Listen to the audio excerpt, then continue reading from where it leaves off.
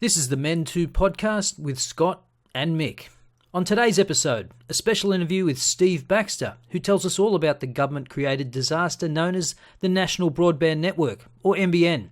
For those that don't know, Steve is a telecoms and internet entrepreneur with over 20 years actual and successful experience in ISP and telecommunications companies.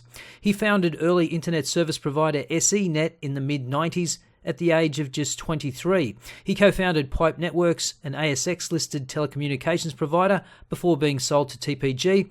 He worked for Google in California, building multi-terabit networks across North America, and founded Brisbane tech startup co-working space River City Labs. In recent years, he's become a major early-stage investor in Australian startups via his family office Transition Level Investments. And he's one of the stars of Shark Tank on the 10 network. And best of all, Steve is a straight shooter that's not afraid to let you know what he really thinks. So sit back and enjoy our interview with Steve Baxter.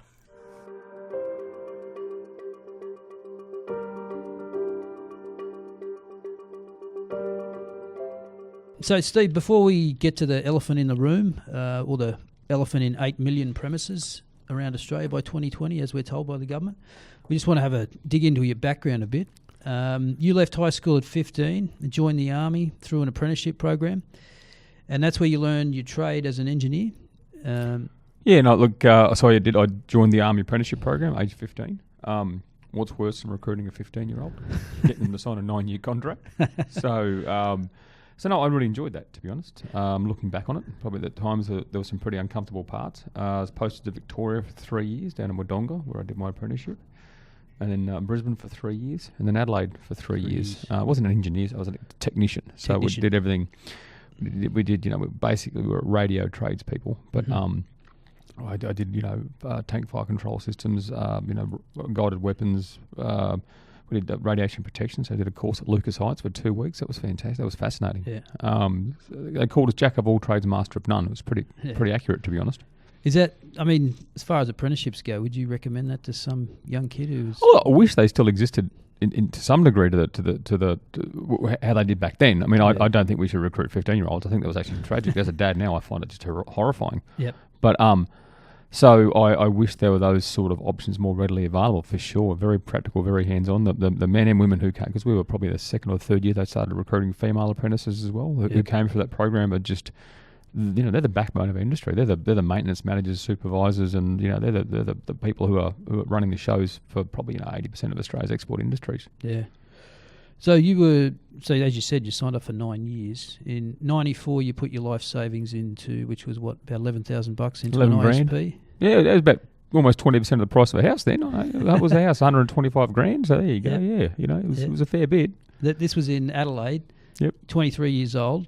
You end up running this ISP out of your bedroom and room. Didn't know. Well, the first house we installed into, we didn't own the house. It was an Army barrack quarter. Right. And installed 14 phone lines. And people always say, "What did the Army think about that?" So I didn't tell them because I knew they'd say no. So it was a pretty pointless conversation, to be honest. Configured some computers, plugged some gear in, and people started dialing in, and we were charging an I suppose.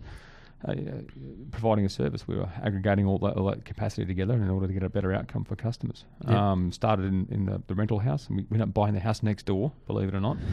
Another crazy story. Before moving finally down into the city, because we're on the outskirts of Adelaide, in the beautiful little suburb in the southern suburbs called Flagstaff Hill. Yep. And we ended up moving to Grote Street in Adelaide City, and it didn't look backwards from there. Literally, we couldn't install equipment fast enough. We still took cash. We couldn't bank cash fast enough sometimes. It was all crazy stuff.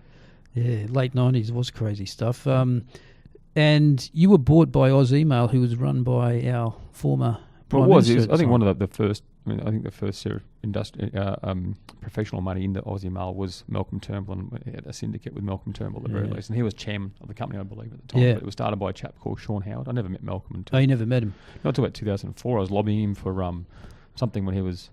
I think it was under secretary. It wasn't a front ranking cabinet position. It was like a secretary or something for Telecoms. I can't recall now, to be honest, but I lobbied him then. So yeah. So you sold to Oz Email when late? Yeah, it was 2 tranches, 99 and 2000. 99, 2000. About 13 months apart, so yeah. Yep. And then you were into Pipe Networks by 2001 with your high school mate, Bevan. Yeah, so we started that in late 2001. we threw a bit of money in the hat together, and kicked off. We kicked off the telecoms revolutions that subsequently occurred in Australia. Yeah. We built small cell data centres, dark fibre networks, what we call peering points, and then sort of finally, I suppose, we built a submarine cable from Sydney to Guam.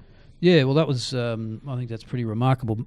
People don't realise, and you were doing that during the financial crisis when it was pretty hard to get financing. At that time. Well, the fact we lived through it was the more remarkable part. I mean, I tell the story that I might have the dates wrong, but we listed in May 2005. Yep, and 40 cents, and all the fantastic brokers wanted to water us down to 30 cents. But seeing as you're a broker, I'll just keep out of that.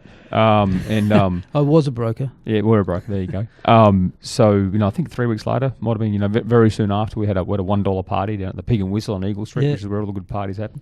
Yeah. And then I think we hit about $4.80 in the months before the GFC really bit. We'd started a project to build the submarine cable. We'd borrowed about $40 million at that stage. I think we probably raised about 40 as well. I want to say, in various capital raisings and rights issues and God knows what else. And then the GFC hit, and literally all the customers who committed went away. The banking syndicate we were putting together disappeared. They literally just fired floors full of bankers, and it wasn't because of us. It was just that as the debt market stopped. Yep. So they got rid of these people. So that left us in a less than good spot. And I think the share price got as low as $1.85 from $4.80 in a very short period of time. I can remember going in actually to put a bid in to buy some stock. So you were pushing the price down. To buy it, and there was nothing on the bid. It was just all asks. But that was pretty common for a lot of stocks back then. Yeah, and so we started a process. And we'd committed to build this 100. I keep getting confused between the US and the Aussie dollar. It was 10 years ago, right? Yeah. So 11 years ago. But we committed to build this $150, $60 million project, and we'd probably put about $25 million at that stage into some work. And the company we contracted wanted the rest of it, because fair enough, it's a contract. Yeah. And so we were in a lot of strife. We worked with Macquarie Bank. We worked with a few people, and we ended up engaging with Macquarie Bank to look at our corporate options, in inverted commas, which is code for, hey, come and buy us, get us out of this trouble. Yep. And they work with us. They were fantastic to take us through a process of a bit of an international sort of beauty parade. And we got the company back up to a point where we raised some money at about $5, about $5.90, I want to say. We were back on the mend. We were good. We could actually raise cash and pay this cable. Yep. For the most part. And then TPG Telecom came along and said, "Oh, it's okay. We'll take you out for $6.30." Yeah, that was the worst decisions as you made, I think. Speaking as a shareholder. No, you didn't live through the near-death days, right? So, what did you buy in at? Oh, $2.50, and then I participated in the raise that was lower than that. I think that first raise, right in the teeth of the crisis, was even lower than $2.50, wasn't it? I'd have to go back and have a look. I've got them in there spreadsheet somewhere. But look, I did all right out of it. No worries. But it would be worth a hell of a lot more today, wouldn't it? Things that work in hindsight always are. So yes, I agree. Yeah. No, I just had to get that stab in there. Plenty of people have. What does Warren Buffett say? That how do you make so much money on a deal? You always sell too early. Yeah, because you hold on and sell too late, you're stuffed, right? Yeah. So, well, been there, done that. In the tech mania, as you would have known. Do you remember a company called Davnet? Oh yeah, no, Davnet. I've heard that quite well. So yeah. Yeah, I got. Started another company called which Bevan took out the company here. Started another company called the Superloop. No, the wireless company that Superloop or Megaport. Oh yeah, Jason Ashton. Jason Ashton. He was Davnet. Yeah, he was Davnet, and then he went. Yeah, I bought them actually. Big Air. That was it. Big Air. Yeah, I bought them at 11 cents, and they ended up at $1, but I sold them at 25. See, there you go. Still made a profit. Big Air. Yeah, Jason Ashton. Actually, I started out in broking with in the technology side, working on databases with a guy who built the data back end for Davnet at the time. Yeah, right, okay. Yeah, that was back, 97, something like that. And the NBN came along and destroyed the entire bloody thing. Yeah, well, let's get onto that, shall we? You published an article 3 years ago now, if innovation really counts. In the very first paragraph you say, I don't like the NBN, it was foisted on us by dishonesty and naivety. You want to expand on the dishonesty and naivety? Well, yeah. Telecoms to an outsider is really easy. You go home, you get some broadband connected, you configure your Wi-Fi and your DHCP, and you're a bloody genius, aren't you? And therefore you believe you can build a national network. Yep. And that's the characters. That's the same mindset these characters took into this. Yep. So the dishonesty. The dishonesty, is, I suppose, is where the problem lay. So the dishonesty was, I suppose, and it's very much a political thing, whereas if you promise people free stuff, they'll probably vote for you, right? And so essentially what got promised was free stuff. I mean, we in our bones knew from Pipe Network, so we'd raised... I tell the story about how we raised, and I might have these numbers slightly wrong again, but I don't think so, because I did research them a while ago. But when we did our first DSLAM build-out, so back before there was competitive DSL, it was really hard to get your gear into Telstra exchanges, and if you could get your gear into Telstra exchanges, it was really hard to get fibre in there. Yep. So we took on ourselves to build out, I think it's going to be 90, that being like 108 or 106 Telstra exchanges on the east coast of Australia. So we actually put competitive backhaul in. I think it cost us, we raised $16 million to do that. Private money, as you know, Yep. there's no government money in there. And from that, we think our customers spent around about $250 million putting equipment in those exchanges. And all of a sudden you went from only being able to get at max speed 1.5 megabit per second DSL, despite the fact that the base level tech could deliver 8. So Telstra said, we only think this is good for you plebs at 1.5 meg, not 8. Right. As soon as everywhere our fibre touched, our competitors put equipment in and it was instantly capable of up to 24 megabits a second. And the same day, all the Telstra gear was instantly capable of 24 megabits a second. That taught me an important lesson as to what competition does. Yep. Massive, it was just that the presence of competition actually got a better outcome. Yep. And you say what you want about the technology, copper, and there's a lot of things that are misunderstood about why the copper network was bad. Copper doesn't deteriorate. It's freaking, it's one of those inert metals, if you know what I mean. Yep. It barely rusts. However, if you're a monopoly operator, right, and you're sitting there looking at your monopoly, Telstra, Telecom. I often say that the reason we're in this problem we are now is because everyone forgot the word telecom, right? But you're a monopoly operator and you go, right, it's going to cost me $1 billion this year to maintain my cable system. If I only spend $900 million, how many customers will I lose? None, because I'm the monopoly. Yep. How about I only spend $900 million? And so over the years, this thing just got to be, it was poorly looked after. Essentially, it was poorly recorded. Yep. Copper networks go bad if when you leave a house, for example, and you get your phone disconnected, Yep. what they actually do is they just mark in the database somewhere that phone number's disconnected, and they'll cut it at some point along the route, but they won't disconnect it all. Yep. And so when they actually then rejoin to go down other streets, they may reuse parts of your line. So you might have a line coming from the exchange going to your house, which is also accidentally joined to another line going 2 kilometres that way, going nowhere. Right. That's called an antenna. It's really bad for quality. They just haven't disconnected that because they had no imperative to, because if it's poor quality, who really cares? No one's going to leave. Right. So a lot of it, and copper does have the distance issue. It does deteriorate. We say up to 24 meg. It does deteriorate over distance. That's a known thing. But if there was competitive pressure on the last mile telecommunications broadband, do you think Telstra would have taken better care of it? And what we've done is we've actually created a brand new telecommunications monopoly. Yeah. Fibre fails. I've owned the stuff. I've installed it all around the world. It has a different failure mode. Mm-hmm. This stuff in the NBN's also newer. Newer stuff takes longer to fail, but it still does fail. Now, right now, the monopoly operator is going to go, right, it's going to cost me $1 billion a year to maintain my fibre to the whatever network. If I only spend $900 million, what will I lose? Nothing. We've got exactly the same problem. There is a bit more pressure now from mobile networks, I have to admit. Yep.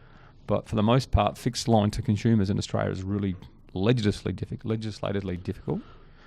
So they've got no real fixed line competition. So you're going to see the same problems replicated because every capitalist wants to be a monopolist. That's the best spot. It's the most lazy spot to be, right? It's awesome. Yeah. And when you get there, then you just get fat, dumb, and lazy.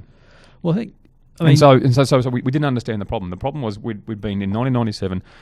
The Howard government implemented the deregulated telecoms. Yep. It was mostly actually Beasley plan. Right. I think if the previous government stayed there, would have had a similar outcome, to be honest.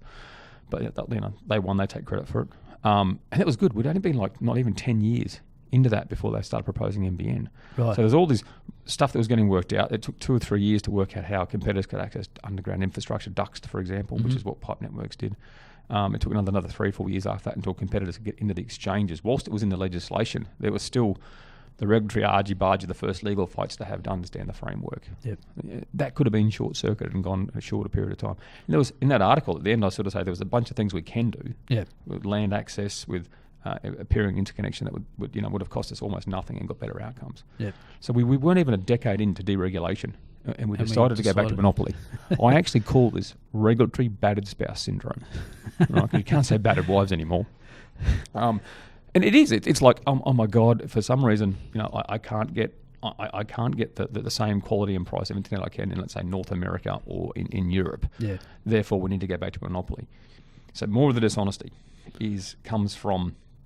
Do you know we have in Australia we have the world's second poorest population density?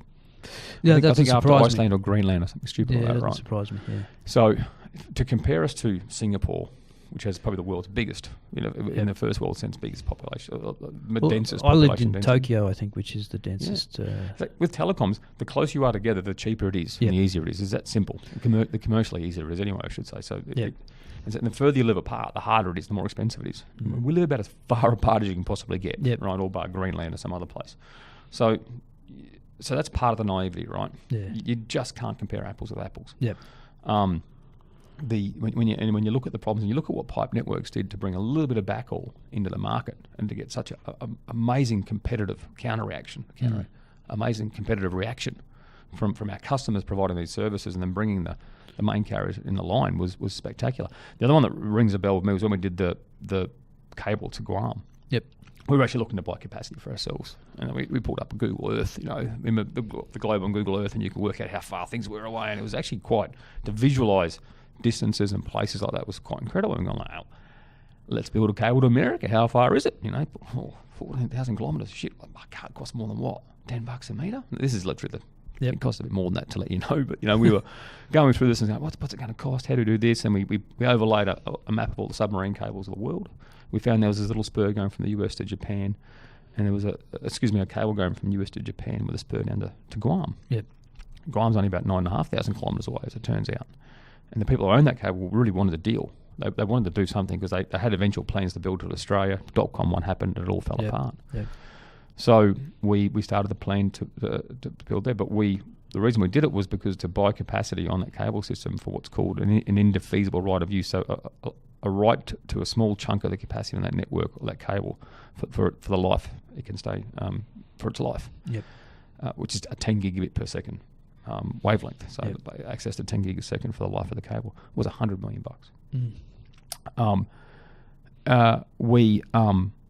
We made a press release and it fell to 87. By the time the cable got wet, they were still deploying the boat. It hit 23. Right, this is what competition does, and this is what they've removed with NBN. They've removed competition. Their thinking is just batshit crazy. Yeah.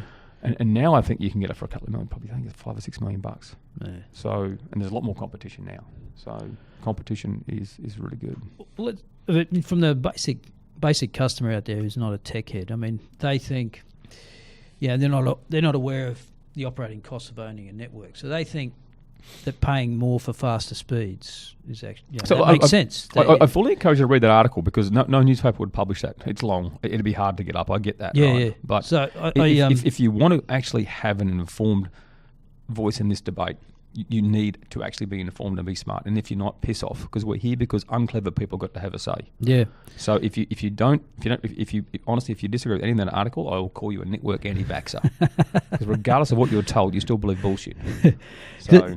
I mean, I just pulled up some plans yesterday. TPG says $60 a month, unlimited 10 megabits a second. You got to pay an extra $10 to get up to 43, and you got to pay an extra $20 to get up to 71. Now, as you point out though, the cost of operating a network is the same. Is that an NBN? Is that an NBN plan, or is that just a TPG plan? Because they've got a lot of non-NBN plans. They've got their own network. So.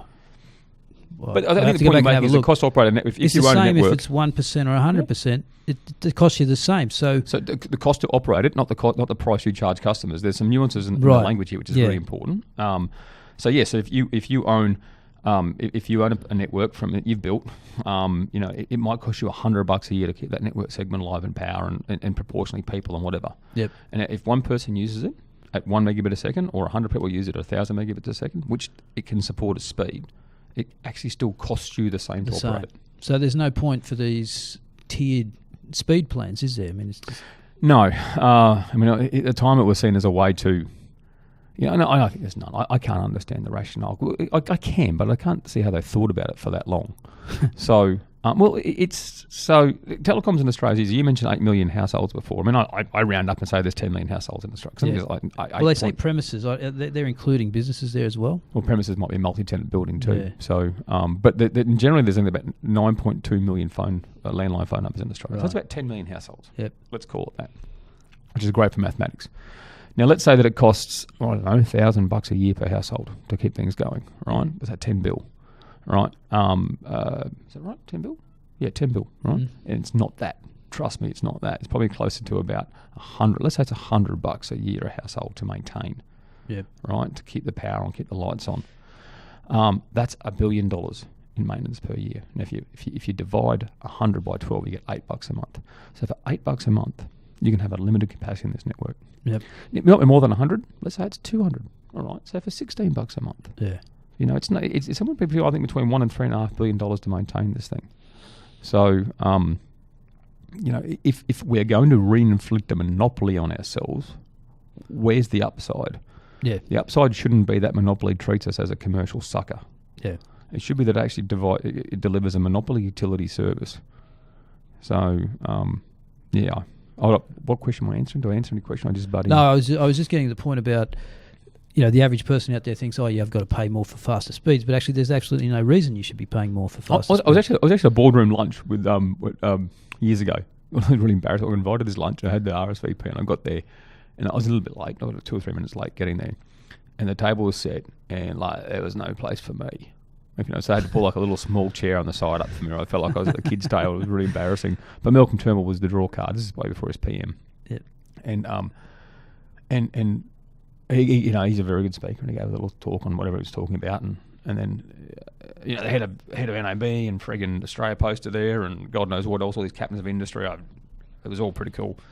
And as he finished, he was right, any questions? Because I felt like such an interloper on the side, like literally on the corner of this table. I thought, I'm not going to ask anything. This is embarrassing.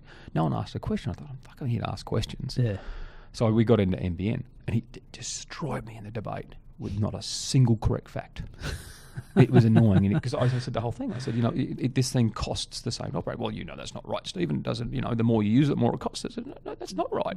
It's actually, it's like saying 1 + 1 = 3. It's actually just not. And how do you this man who took on, the first book I ever read, when I was, the first adult book I suppose I read was Spycatcher. Right. Which, you know, which he obviously had a huge part in that story when Peter, whatever his name is, the chap, the spy came to Australia and he actually defended him, right? Yep. So, you know, he had a bit of a special place in my head. Yeah.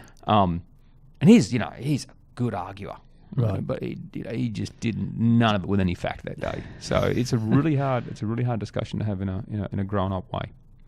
We hope you're enjoying the podcast, and if you'd like to support us to keep it going, you can donate via PayPal at paypal.me/men2pod. Well, to rub insult into injury, let's talk about this the so-called CVC, the Connectivity Virtual Circuit Charge, which at the time you wrote was $17.50 per megabit per second per month, which drops to $11 if you have enough volume. Yep. And this is levied on your ISP. So this is 3 years ago. So I've got the updated figures. Would you like some updated figures? Absolutely. Yeah. So you still can pay at the $17.50 level if you want. It's a very flexible tier to pay on. Yep. Or you with bundles you can get as low as 8, which surprised the shit out of me. Actually, right. That's happened in the more recent sort of 6 to 8 months. Yep. So $8. So if you actually purchase you have to purchase a 50/20 plan. Yep. Which is $45 a month, and it comes with 2 meg of CVC. So, and then extra is $8. But curiously, if you actually buy the 25 meg plan, it will actually cost you more. So they're really encouraging people to, which is good actually. They should encourage people to. I think it's a dumb way to do it. The fact there's any speed tiers, but they're actually encouraging people to buy more, which is really good. So but you can still do the $17.50 based on various bits and pieces. So I'd say it's between $8 and $17.50 would be my update there. So, but you say in the article actually that under a competitively owned setup, it'd probably cost you closer to $1. $1. Yeah. So for example, under DSL, if you were to actually install your own equipment into the Telstra exchange and operate a DSL service, and actually Graham Samuels last week came out and spoke about why is it that NBN is costing more than DSL did, and that's actually for poorer service. So, but if you bought it was called a line sharing service. So essentially the customer seller you buy your telephone line from Telstra for $20 $30 a month rental, for example, and Telstra get the bottom bit of the spectrum, which is voice, and you get everything above that. It's like $3 a month. So if you were within, let's say, 2 kilometres of the exchange, and you could get like sort of 12 to 14 meg. Yep. You paid $3 a month for it, as opposed to $8 a meg here, for example. And to give you some idea of the same conversation I had, so I've collected information, I suppose, at transit costs. So to actually get to buy internet access to the world, so to go from LA to Sydney. Yep. In fact, this chap was in Melbourne, but Sydney, Melbourne, same place really, in network terms. Yep. It's somewhere between about 60 cents and $2.50. It's ridiculous. So, it's cheaper. And I have other information which I've that other people are doing it who are well below the dollar for how they're actually purchasing capacity per month. So, it's a lot better than $17.50. It started out at $20. I mean, the original Labor plan was $20 for the CVC charge. We always called it a bit tax. At 17, they tried the 11 to 14, and now with the bundles you can get as low as 8. Yeah. So, and this was all done in the name of making it commercially viable, right? This was the only way to sell it as commercial. This is the only way to keep the expenditure from the budget. Yeah. So, because it's really cool that the government inflict a certain set of financial rules on corporations and have a totally separate set of rules for themselves. Yeah. They can actually call the project commercially viable if it earns 3.25% apparently per annum. Right. Which no sane capitalist in the world would actually touch, right? No. So the rule being that if it's a government, if it's commercial, if it's a project that will actually deliver a commercial return, then it can sit in a little private balance sheet off to the side. So all these horrible government deficits we've seen don't contain any NBN capital spending. I believe they do contain the interest that we're paying on that money. Right. Of course, we are borrowing this and we are spending it because we're in deficit, right? Yep. So, so it's all done. The CVC is done in order to generate the myth that it's getting a commercial return in order to keep the expenditure from the budget. So is there a point to be made here about projects like this, not hamstringing them with this sort of they must get a return on asset? You give this analogy about roads. We should think of it like that. Do you want to give that? I'm a libertarian. Libertarians, we always struggle with the concept of roads, right? We always we mash it up terribly. But so and the one thing I'll say is it's the easiest analogy for me to use if you don't understand how it works. So a piece of fibre cable I call an infinite lane freeway, whereas every other freeway in the world has a finite number of lanes, usually 1 to 3, right? Maybe 5 in the big cities. Yep. But literally a fibre cable has no known recorded top speed for bandwidth. It keeps going. It's infinite. Yep. So it's a little hard to apply the same thing. However, you get charged. You get charged the same to use a road. Let's say you've got a 4-seater car, whether there's 1 seat full or there's 3 or there's 4 seats full. Whether you go 80 kilometres an hour or 100 kilometres an hour, there's no difference to use that road. You can actually impact your own expenses. You know, you can use a fuel efficient vehicle or a non-fuel efficient vehicle, and a bunch of other decisions that you get to make. But essentially, the road has a flat use. Yep. A flat usage charge. Excuse me. So. It's the best analogy because you can't apply that to something which is essentially infinite. But that's it. Yeah. When you think about it, it's fixed cost, but infinite capacity. Yeah. It's mind blowing. Why we charge usage on this is, and I sort of get it, but I think the usage should be closer to 50 cents a meg if you're going to enforce something. The problem you got now is we've given ourselves a monopoly. And there are amazing productivity downstream benefits if you get this right. We haven't got it right, but if you do get it right, and we're not going to get it right if people don't use it. Right? If you can't afford to use it, you're not going to get the productivity benefits. Yeah. So if they need to recover, let's say, the $2 billion a year it's going to cost to operate this thing, plus let's say $2 billion a year for the next 20 years in order to pay it back, it's $4 billion. So we've got to charge $400 a year per household, for example. So I'm just doing maths on top of my head here. Which is about $30, $35 a month. Right? Yeah. Minimum wholesale price at the moment is $45. Right? So that should be the charge. And if you did that, and like literally you had no speed tiers, you had no usage charges, or very low, like tens of cents, below a buck, then all of a sudden people would use it a good deal more, and they'd find ways to use it, and they'd find ways to get productivity, and you would actually then roll on all the productivity benefits. We're not getting over that price value productivity hump at the moment. Yeah. So, I mean that's the point, isn't it? I mean, you say, I think in the article, that if if the idea was to build something that was fast, then that's just a dumb idea to begin with. The idea is to reap the benefits of the productivity, as you say. Because your point is you want people to use it more, don't you? So why are you putting impediments in front of them? Do they though? I mean, there's so many things. It's a weird thing, What are we going to use it for? So, and at the time when they moved to the benefits of this thing, they sort of talked about eye health and e-health and e-education. And I can't ring my doctor to get my blood test results. I've got to visit him face to face, right, so he can pick up his Medicare thing. Yep. Let's start there, shall we? Because we might find that works pretty good over Skype on your mobile phone. Yep. You know what I mean? And so there's so much other work to be done that you could be getting the efficiency from now over a lower speed network. Which would then improve the efficacy for a higher speed network. Yep. So, but I think the bigger point is I don't really. I'm a bit like power. We can talk about energy if you want. I'll give it a rat bag there too. Yeah. But I don't really care what delivers my bits. I don't care if it's wet string and tin cans, providing it's fast and inexpensive. Yep. Same as power. I don't care what it is, providing it's cheap and reliable. Yeah. The technology, I'm so agnostic on. It's amazing. You talking about energy, you bring that up in the article. I think you make the parallel about the government regulated return on assets, which has just been a disaster. You wait till but the gold plating of the network. You wait till we start plugging electric cars into our houses. We're going to love that gold plated network, right? Because the grid's going to melt. Yeah, that's the next shit fight. Sorry, mate. Yeah, no, you're right. I was just going to ask you, if you could make that analogy with the energy industry, where that sort of return on asset model that the government's insisted on is. Well, I think in the article I make it's something to be wary of. Yeah. If you go down that route, because with the electricity business, because there was the only way that the power companies could make money was if they could get a return from assets. So they over invested in assets. They gold plated assets. Right. And if they could borrow money at 2%, but they could get a 6% return, well, they got a 4% uplift in the middle. Yep. And that was how they made their money. It's despicable. And if we're going to take a power network view of the NBN, we have to be careful that sort of crap doesn't happen again. Yeah. There has to be mechanisms to ensure that doesn't occur. The best mechanism is competition. Yep. But this is why also lots of other things. Why governments shouldn't own things. So one of the exceptionally viable ways to compete with NBN now will be it's being called 5G. Yep. But even before 5G, right now, there's guys out there doing what they call fixed wireless. Yep. So it's not, when you say wireless, people think of the Wi-Fi at home and how potentially unreliable that is, mostly because it's delivered on really cheap gear. Yep. But there's a lot of people out there. There's a chap up in Gladstone who's got 800 customers. He provides unlimited internet service, and they get about 70 to 100 megabits a second each. Wow. It's about $2,000 an install.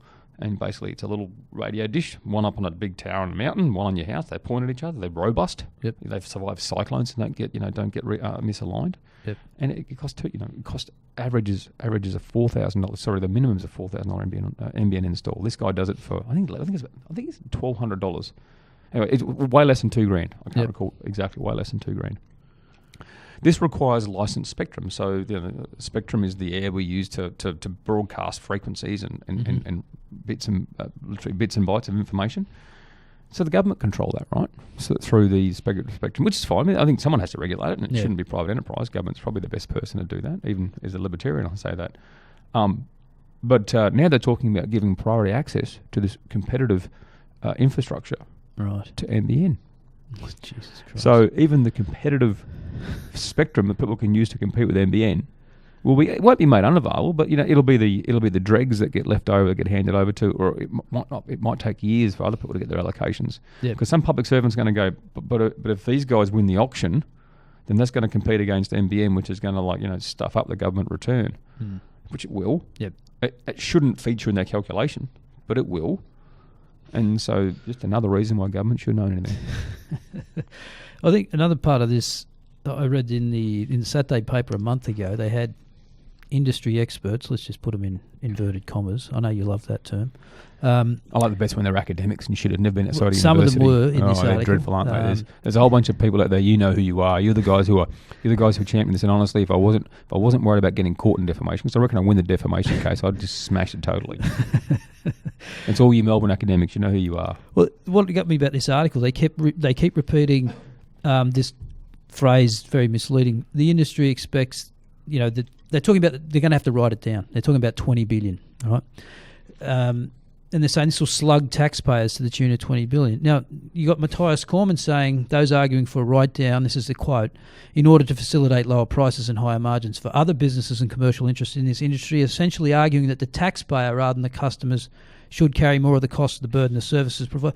The money's been spent, hasn't it? We borrowed it. We're paying interest on it. It's been spent. It's been spent. It's a book entry at this point, isn't it? It's sitting on a mythical balance sheet off to the right-hand side of the real balance sheet, right? Yeah. I just, we're probably pretty lucky that journalists, don't have much time, unfortunately, to actually dig that hard in, or they're not that clever. Journos, I'll give you the first one, just to stay friendly with you. But, so, no, I don't believe that at all. The reality is what's actually happened, the reason NBN's going slow is because it costs so much to operate. Yeah. So it costs, you have to buy your CVC at between $8 and $17.50 per month. You have to repackage everything else into a service that a customer wants, and there's a proven price inelasticity in the market. It's about $60 to $70 a month. You can't charge much more than that before your customers drop away. Yep. So that's all they can do. So they've got all they can charge the customer is that they've got to pay NBN, their own staff, and a whole bunch of other. NBN's just one of their input expenses to their business. So, but one of the things they can control is the amount of CVC. So CVC it's called a connectivity virtual circuit. It's an aggregated amount per POI or per point of interconnect, and there's 127 points of interconnect around Australia. So you'll purchase, let's say, 100 megabits a second into one POI in order to service, let's say, your 100 customers. Yep. If you have customers on a 50 megabit per second, for example, you have 100 customers and 100 megabits a second of CVC, they get 1 megabit per second each, or 1/50th of what they've purchased. Right. So that's how they control cost. They control cost by constraining that down. And I'm literally making a circle shape with my finger and shrinking it here, right? And so if they want to control the cost, they make the pipe smaller so that customers can get less traffic. Now, if that costs less, they would buy more. The size of that pipe would actually open up, and everything would go faster all of a sudden. This literally is an accounting problem. No, it's stunning, and the reporting on this it's just fascinating how bad. Well, the thing is that, and all the weak minds and all the people out there, and everyone who thinks this, I don't care what names you call me, but if you honestly think that the technology being fibre versus copper has anything to do with it, then you don't deserve to be in the debate. Please exit it and go and have an anti-vax debate somewhere. Yeah, that was another interesting point. It was the 2016 election. Remember, Labor made a big deal out of this. They said, "Well, we're going to get it to your home. We're not going to do what the Liberals have done and to the node, to the end of the street, whatever." That's just a bit of a red herring, really, isn't it? It's not really. Well, I'll go a bit longer into that. So, if we can assume that if we're going to do all fibre, it was going to cost more, and there's a big point of debate over that. I've built lots of fibre network. We all said it was going to cost between $70 to $100 billion. I think the Libs came out and said it was going to be 90 something. I don't know what it was. I think it's probably 70 something bill, not the current 40 to 50, however we're counting it now. Right. So, a lot of money. So, if the ultimate problem is to get a repayment on the cost of the asset, anything we do to make the cost of this asset less, therefore lessen the problem of getting a repayment on that, is better. Yeah. Remember, this high charge is being levied to pay off the cost of the asset. Yeah. So if we spend further $25 to $30 billion on it, we just have that hangover for $25 to $30 billion time factors longer.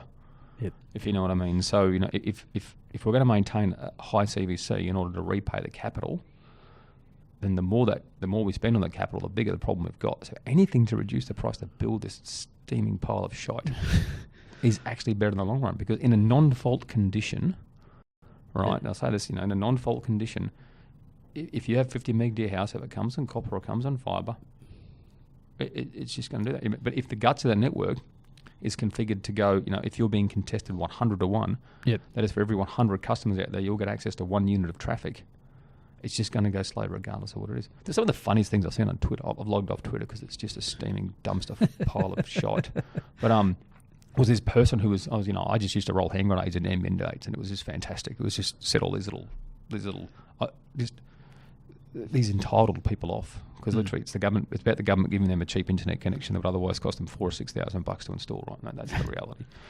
And this person was just incredulous. They had this fibre connection. They actually lucky they got fibre to the home, but it was still only going at 500k a second. Why is that?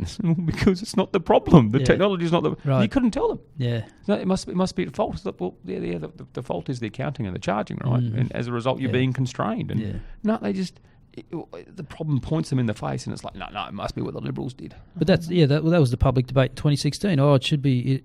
Copper's no good. We need fibre into the homes, and everyone. This is what that's what I thought. That's what I was told by the politicians. That's what I was thinking. But easy soundbite, right? Fibre versus copper. I was called a Luddite back in 2009 and 10 for saying not you want to use copper. And what I wanted was there's a paper out there I put out there, and I gave it to Conroy and a few others.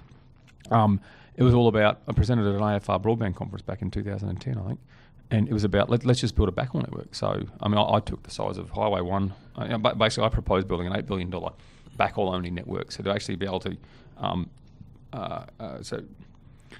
backhaul, how best describe this. So it's building those infinite lane freeways to every town in Australia. And the local competitor, the local Telstra or the local pipe networks or the local IONET or the local TPG could put their own equipment in whatever flavour they want, whether it's wireless or DSLAM or fibre to who gives a shit, right? Yep.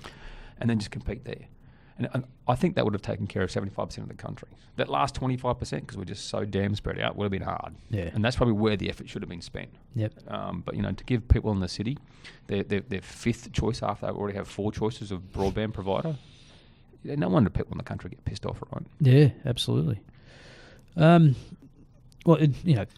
If to get back to that initial question about if speed was what we're going for, apparently we're now ranked 60 in the world for speed. Yeah, it's shocking, isn't it? It's awful. I lived in Japan 11 years. I remember the NTT guys came around and stuck a cable. All the telephone wires are above ground there. Yep. Straight from the pole into the house. 25 minutes done, finished. I have not. That was 2012. Got that done, I think.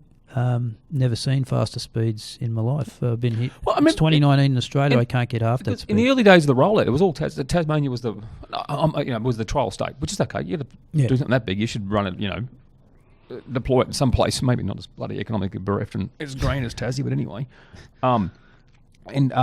The government was actually going to, but back in the days of the HFC rollouts, probably 10 years before, probably 5 or 6 years before that, Telstra and Optus wanted to roll out, wanted to roll out overhead cable.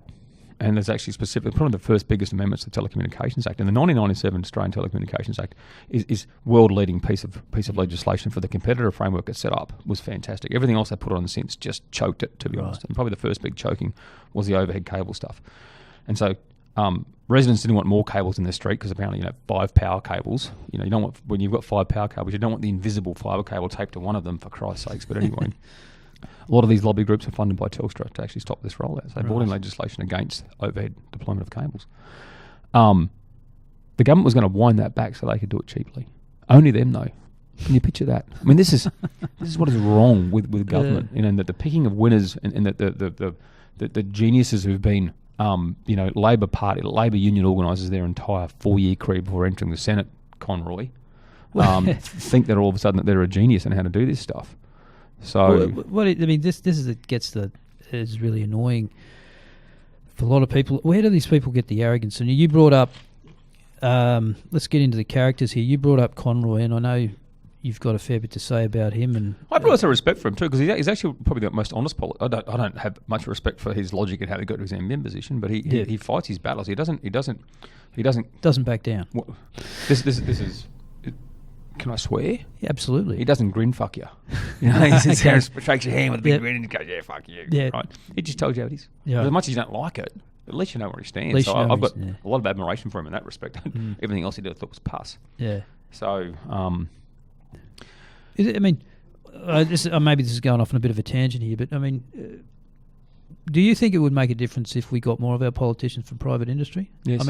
Why would private industry people want to go into politics for a start? I've worked for the last year with politicians in Queensland as a part of being chief entrepreneur up here, and I really, it was a volunteer role. I wanted to do it. I had a lot, I very much took a lot out of it, and I found it very fulfilling.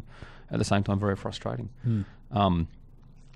We do ourselves no favour with the request from government to help. Yeah. At all. They're all very nice and they're lovely, whatever, but they're just unproductive morass. Yeah. And they're proud of that. So, are they imbued with this idea that only they know how to do this stuff? They really. I recall, because back when, it was the Rudd had been elected, and you had those kitchen cabinet. You had like Gillard, Rudd, I think Swan, Tanner, I want to say, was there as well. I can't remember now, but there was this cabal, if you know what I mean, of people who I suppose there's a large And I get it. You get certain people who are more capable than cabinet. Yep. So that's I don't mind that happens, but you go to meetings and you got the impression they were saying we're going to do this and we're going to this is our plan and you're just going to have to do it. And we're like, we're not fucking bits of timber, right? You can just push around. Yeah. We're going to counteract to this. This is our business. I mean, when they brought in the NBN stuff, they basically said, right, because of the term cherry picking, we can't have private industry cherry picking, taking all the easy customers. Yeah. Only NBN should get the easy customers. Therefore, we're going to stop every private enterprise from extending their network. Yeah. So basically, they wanted to freeze the network in place. Now, I lobbied to we were up against nothing. We got included 2-kilometre extensions. Right. Because we needed that. Because otherwise, we built this asset, we can't grow. Which is, you might as well take it off us. Yeah. It's just incredible. And we sold pipe, as you noted before, for not very much money apparently, but anyway. And then TPG got hold of that, and TPG did this massive, what they call fibre to the building rollout, and they were going to do this amazing rollout all through the country. And everyone's gone, bloody hell, and they were using the 2-kilometre extension rule. The rule specifically put in to allow them to do this. Yep. Right? And then all of a sudden everyone realised what it meant, and they brought out a regulation to stop them, to protect NBN. So we actually brought out a regulation to prevent a private infrastructure build. Clever, huh? It's it just makes you want to weep, doesn't it? It does. There's a couple other things here that you mentioned that could also be done to improve competition. You talk about land access issues. So how it actually works right now. So if you're a telecommunications carrier, you want to get into business, I recommend it. You mail the department off $3,000 and they send you back a little carrier license certificate. They don't even laminate it. It's not very good, $3,000. But anyway, and then that gives you lots of rights. That gives you the rights under Schedule 1 and Schedule 3 of the Telecommunications Act to enter land and to actually dig it up to install a telecommunications service and then that's about how much we've spent on this bloody equipment for the podcast, I think. Maybe we should have bought one of them. So, but there's certain things. So, like some landowners can game that. They can say, no, I object to you doing that, which is fair enough. You get an objection, but unless there's an actual objection there, they can't stop you. But they can drag it out for 3 to 6 months in the courts. So just getting a better framework around that, and sort of say and stop that gaming of the system. So that's the land access stuff. What's the other one in there? Facilities acts undertake recosting exercise of duct and facilities access. Right. So when back into the late 90s, just after the Telecommunications Act came through, certain facilities were declared. Some of those facilities were underground networks, so ducting and pit and pipe infrastructure in the streets. The stuff that we'd paid Telecom to install over all these years. Telecom had to give access to that. So before you get to dig the street up to put your own cable in, you first have to go to every other carrier in that street and say, hey, can I share your facilities? Before I dig the street up, can we do this? Yep. And they're supposed to negotiate freely.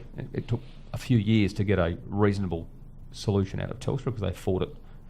On behalf of their shareholders, they probably should have, but they fought it and came to a model agreement. And that model agreement started in the early 2000s at $6 a metre a year for access to underground facilities. And that just grew at, I want to say, about 4 or 5% a year, about a bit more than inflation. Yep.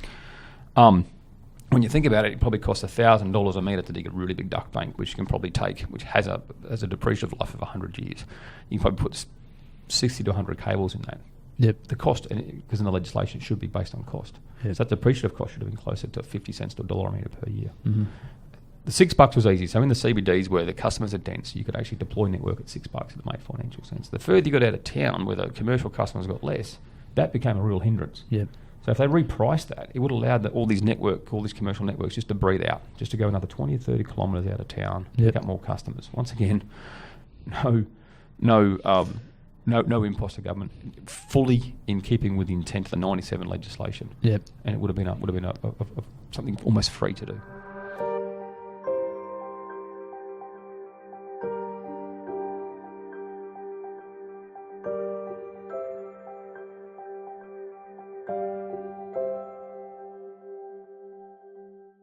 And don't forget to visit us at men2podcast.com, where you can find links to all our content via your favourite podcast app.